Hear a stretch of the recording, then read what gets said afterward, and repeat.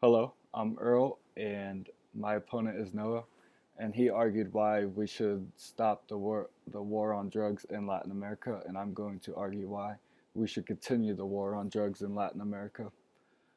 So point A, ending the drug war on drugs in Latin America, I believe is a bad idea. For before the United States began the war on drugs, according to the United Nations, Colombia alone supplied an estimated 66% of the world's cocaine supply. They also led the world in violence, with 77.5 murders per 100,000 people.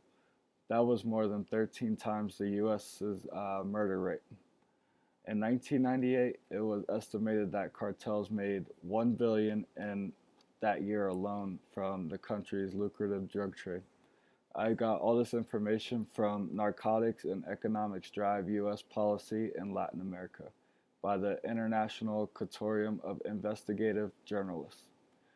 Because the criminal justice institutions in Latin America are generally weak, for they lack proper funding and training because they serve in impoverished populations, corruption was common among the local government by wealthy, powerful cartels. Therefore, Latin American countries do not have the ability to take on serious reforms and economic investments to make government organizations capable or of dealing with the violence and corruption of the cartels.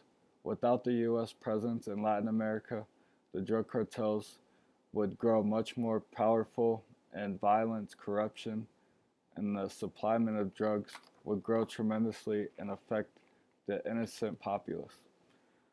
Uh, because of the U.S. involvement, uh, they have been able to cut the drug production in Latin America by more than half from the years 2000 to 2014 and have weakened the powerful cartels.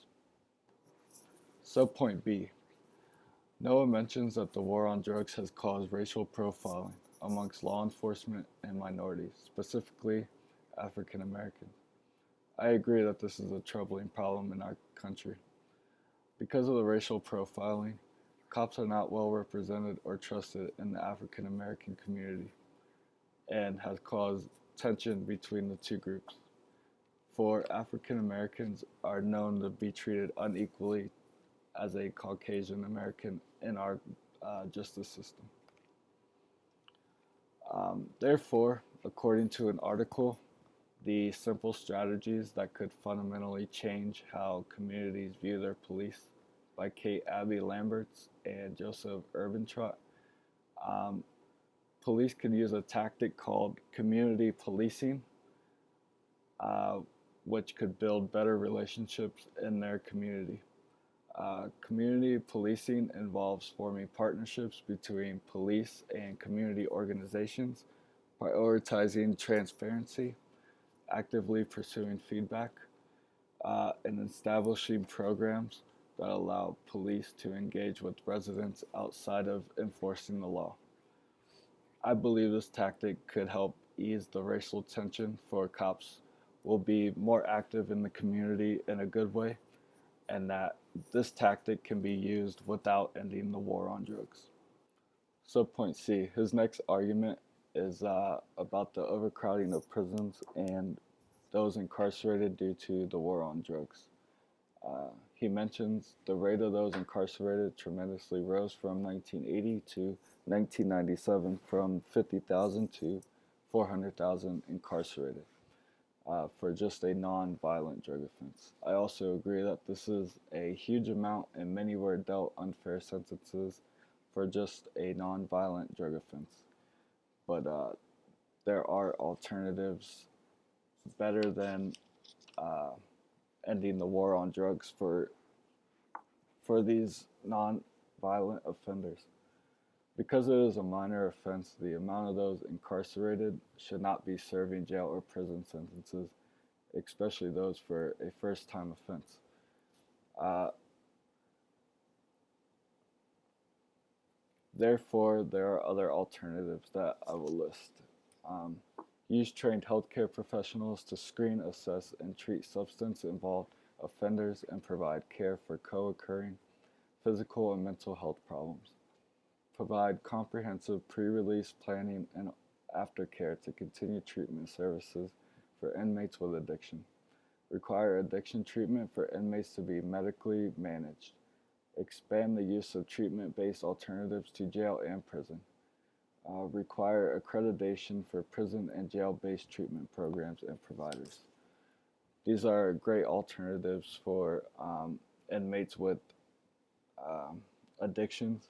I feel these programs can really give them the proper help they need, and all this can be done without going to the extreme and ending the war on drugs.